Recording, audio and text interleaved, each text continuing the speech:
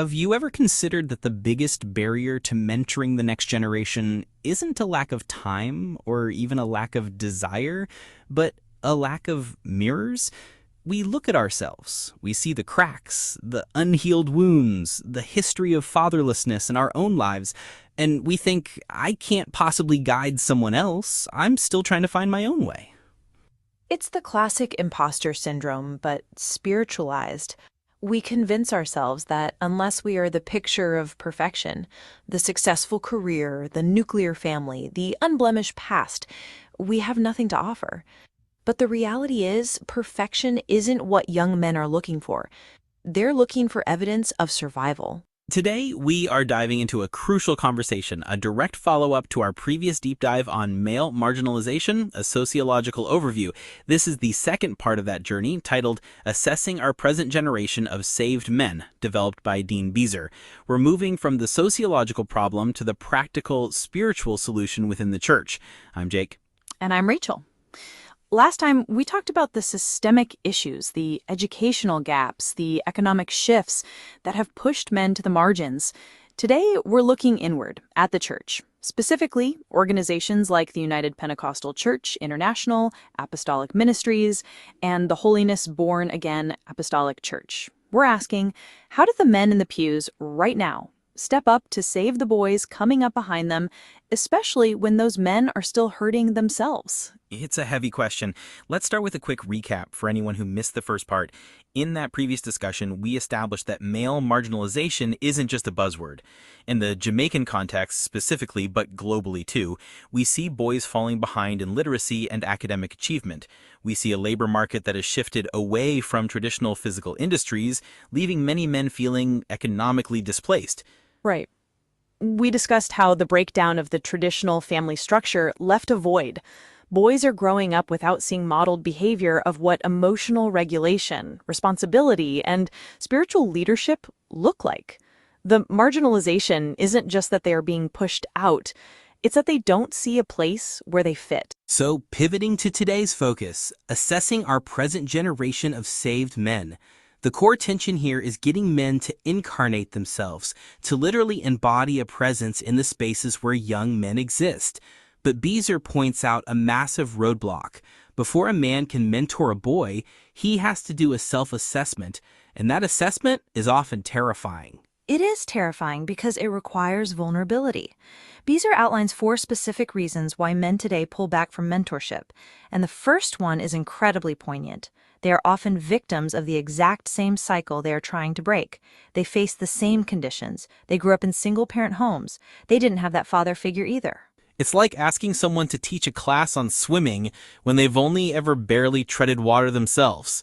If I grew up without a dad and I'm struggling to figure out what fatherhood means for my own kids, how can I possibly look at a teenager in the youth group and say, follow me? Exactly. And the second point ties into that: academic struggles. Many of these men may not have done well in school. If the mentorship program feels too academic, or if it requires helping with homework, they feel inadequate. They remember the shame of the classroom and they don't want to revisit it. Then you add the spiritual dimension. The third point Beezer notes is that many men had their salvational experience later in life. They weren't church boys. They came to faith at 30 or 40. So they look at a 15-year-old raised in Sunday school and think, I don't relate to you. I was on the street at your age. I don't know the church culture enough to guide you. And the fourth point is the most cutting: deep-seated insecurities about current failings. Maybe their career isn't where they want it to be. Maybe they are battling debt or marital strife. They feel useless. The logic becomes, I can't lead until I've fixed everything in my own life. There's a dangerous counter mentality to this, though. Some men go the other way. They say, look, I had it rough, I suffered, I made it. So these kids just need to toughen up. My rough experience is exactly what they need. It's the school of hard knocks approach. Which is often just trauma masquerading as wisdom. That mindset ignores that the world has changed. The challenges facing a boy in Kingston today, involving cyberbullying, access to pornography via smartphones, and a hyper-competitive global economy, are different from the challenges of 30 years ago. Toughing it out isn't a strategy, it's a survival mechanism, and it's not enough for thriving. So let's look at the Jamaican context specifically. The church is a core agent of socialization. Historically, in Jamaica, the church was the hub of the community. But we have this phenomenon where men are running to ministry, but not for the right reasons. Beezer describes it as using ministry as an escape hatch. This is a critical point for church leadership to understand. Some men view the pulpit or a title, deacon, minister, usher, as a shield against accountability. If I'm busy doing God's work, I don't have to deal with the fact that I'm emotionally distant from my wife or that I have unresolved anger from my childhood. Ministry becomes a performance to hide the brokenness. It's performative wholeness. I can't be broken. Look at how well I preach. Look at how loud I pray. But the problem is, as Beezer notes, behavior is a dead giveaway. Trauma lingers. You can wear the robe, you can shout the loudest, but trained minds and, frankly, sensitive spirits can spot the cracks. And boys are the best lie detectors on the planet. They know when a man is authentic and when he's putting on a show. If a man is using ministry to hide his insecurities, the boys won't respect him.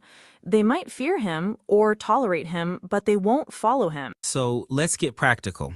We need to offer advice to the heads of organizations, the leadership within the apostolic faith and beyond. If you are a bishop or a pastor, what do you do with this information? First, you have to create a culture where healing is prioritized over performance. Leadership needs to signal that it is okay to not be okay, provided you are working on it. We need to tell our men, we empathize with your childhood. You didn't choose your parents. You didn't choose the poverty or the abuse. That was not your fault. But, and this is the big but, healing is your responsibility. The condition of your birth wasn't your choice, but the condition of your soul today is your stewardship. Right. We cannot allow men to hide behind liturgy. We can't let the noise of the service drown out the silence of the soul. Practical wisdom here means encouraging counseling. There is still a stigma in many religious circles, particularly in the Caribbean context, that therapy is a lack of faith. We need to shatter that. God uses counselors just as he uses doctors. I love the idea of intervention guided by wisdom. Sometimes spiritual leaders can discern that a man is broken. The Holy Spirit reveals things, but instead of blasting him from the pulpit or exposing him publicly, the intervention should be discreet. It's pulling a brother aside and saying, I see you. I see the struggle. Let's walk through this. It's proactive care. It's creating spaces. Maybe men's ministries that aren't just about preaching, but about talking. Real talk circles, where a man can say, I feel like a failure as a father. And instead of being told to pray more, he's met with, me too. Here's how I'm working on it. This leads us to the message for the men themselves, because the clock is ticking. Beezer's urgency is palpable. Men, our boys need you now. We don't have forever to heal. You can't wait until you are perfectly whole to start serving. This is the concept of the wounded healer. You serve while you heal. You acknowledge the wound. Authenticity is the bridge. If you tell a young boy, I struggle with my temper, but I'm praying and going to counseling to fix it, that boy learns two things. First, that struggle is normal, and second, that there is a path to manage it.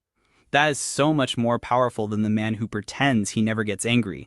Authenticity breeds trust, and Beezer lists specific areas where this authenticity needs to show up. One is prayer, not performative prayer, but authentic prayer. Yes. Let the boys see you praying when you're desperate, not just when you're on the program. Let them see you crying out to God. That teaches them that vulnerability before God is strength, not weakness. And then there's the intellectual side. This is huge in the context of male marginalization, where academic underperformance is the norm. We need men who value scholastic discipline. We need to break the lie that reading, studying, and intellectual curiosity are feminine traits. In many communities, the bad man image is anti-intellectual. We need men in the church who are visibly studying the word, who are reading books, who are engaging in theological debate. When a boy sees a man he respects opening a book, it validates his own education. It shows them that you aren't gullible. You aren't just following tradition blindly. You are searching for truth. It teaches them that faith and reason go hand in hand. It's about humility in learning. And validating what you learn from others. Imagine a senior man in the church listening, really listening, to a younger man or a peer and saying, "I didn't know that. Thank you for teaching me." That simple act destroys the toxic masculinity that says a man must always be right. It goes back to the idea of a frame of courage. Boys aren't looking for perfection. They are looking for courage. The courage to admit you're wrong. The courage to seek help. The courage to stay committed when things are hard. Beezer mentions that the biblical characters were rarely perfect. David was an adulterer and a murderer. Moses had an anger problem and a stutter. Peter was impulsive. But they were men who worked towards perfection. They were men under construction. If we can present ourselves as men under construction to this generation, they will put on their hard hats and join us. But if we present ourselves as finished monuments, they'll just graffiti us and walk away. They can't relate to a statue. They can relate to a construction site. That's a brilliant analogy. The construction site is messy, it's loud, there's debris, but things are being built. A monument is static, it's dead. We need a living, breathing mentorship model. So practically, how does a man start this today? Let's say a listener is driving to work, he's part of a local assembly, he feels that tug to help, but he's still feeling that inadequacy. Start with proximity. You don't need a curriculum. You just need to be there. Incarnate yourself in their space. Sit with the youth for during lunch after service.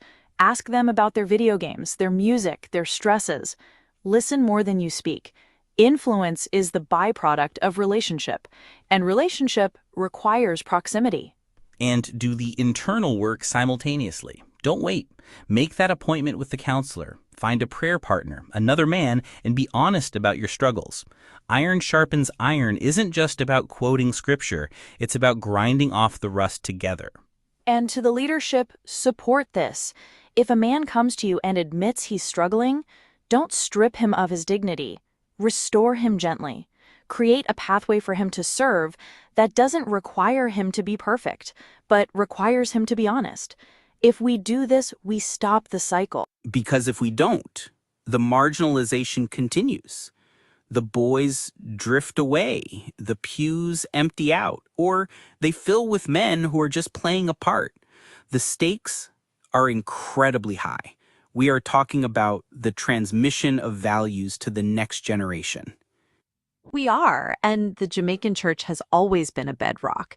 It has the potential to be the healing center for this crisis of masculinity, but it requires the men inside to be brave enough to show their scars. Show the scars, not just the trophies. That's the takeaway. Dean Beezer's work here is a clarion call. It's uncomfortable, yes. It asks us to look at things we'd rather ignore, but that's where the growth is. It is. And remember, those boys are watching. They see the behavior, they see the inconsistency, but they also see the effort. If you are trying, if you are pursuing God authentically, that resonates. You are modeling how to be a Christian man in a fallen world. That is the lesson they need. To our listeners, especially the men, you are needed. Not a perfect version of you, but the real, healing, striving version of you. The time is now. You don't have forever to get ready. Jump in. We hope this conversation sparks some self-reflection and some action in your local communities. This isn't just theory, it's about the future of our families and our faith.